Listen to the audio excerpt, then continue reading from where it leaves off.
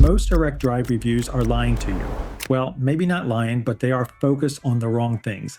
They obsess over 15 Newton meters versus 12. They obsess over slew rates. They obsess over how many RGB lights are on the back casing. But after testing the Fanatec ClubSport DD against the Moza R12, the Acetec La Prima, and basically everything else in this price bracket, I realized those numbers don't actually tell you what it's like to drive the car, because there is a huge difference between a wheelbase that screams raw data at you and a wheelbase that actually speaks a language you can understand. And weirdly enough, the reason this base is still bolted to my rig isn't because it's the strongest. It's because it's the best translator I found. Before we get into the why, check the description. I keep the link for the ClubSport DD updated there. It's an affiliate link, so I earn a small commission if you buy through it at no extra cost to you. Let's talk about the noise. If you've driven other mid-range direct drive bases, you know the feeling. You hit a curb and the wheel shakes violently. It's strong, sure. It wakes you up. But does it tell you anything? Usually, no. It just feels like digital noise. The ClubSport DD has a different philosophy. It feels damped, but not in a muddy way. Think of it like a high-end suspension damper on a real car. When you hit a curb with this, it's a sharp, heavy thud. It feels physical.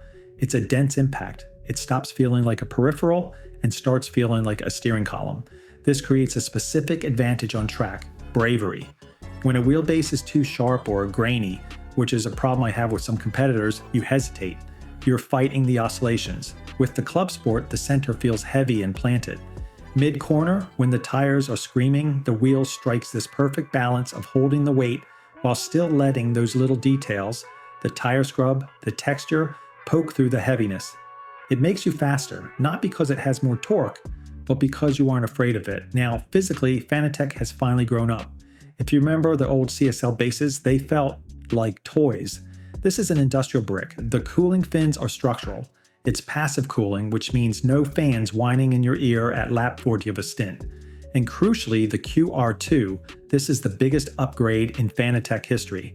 The old QR1 clicked, it wobbled. It made you question if the wheel was loose. The QR2 is a bank vault. Once that wheel snaps on, the shaft and the rim become one solid unit. That solidity eliminates most of the play clunk people complained about with QR1. Any notchiness is mostly down to the motor FFB filtering, not the quick release. But we have to talk about the trap. Fanatec is a walled garden. It's a beautiful garden, but the walls are high. If you own Fanatec pedals, a Fanatec shifter, and Fanatec rims, this is the easiest experience in sim racing. One USB cable to the PC, one driver menu, and it just works. You aren't playing Hunt the Driver conflict every time Windows updates. However, if you are a tinkerer, if you want to run a Husingveld handbrake and a Cube Controls wheel and mix 5 different brands, the ClubSport DD puts up friction. You need adapters. You need hubs.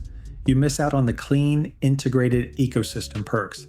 If you want a Frankenstein rig, go with something open like Simagic. If you want a tailored suit, you stay here. Also, a quick reality check on FullForce. FullForce is Fanatec's name for its high-frequency force feedback effects layered on top of standard FFB, things like engine vibration and road texture. It is cool tech, but right now it is effectively a ghost. As of the time I'm recording this, support is still limited and varies a lot by sim. Do not buy this base promising yourself that FullForce will change your life. Buy it for the standard force feedback, because that is already excellent. Setup is the other reason I haven't swapped this out. I call it the 5-minute rule. With some bases, I have to spend the first 30 minutes of a session tweaking filters because the car feels twitchy. With the ClubSport, the out-of-the-box tune is frighteningly good. Heavy, smooth, detailed. I spend less time tuning and more time driving. For a daily driver, that reliability beats a spec sheet every single time. So here is the conclusion. Is the ClubSport DD the best value on paper? Maybe not. But sim racing isn't played on paper, it's played in the hands.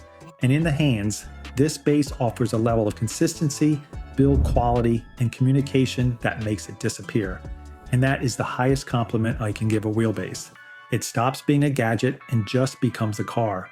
If you want that consistency, check the link below. Subscribe if you want more truths about sim gear, and I'll see you in the next one.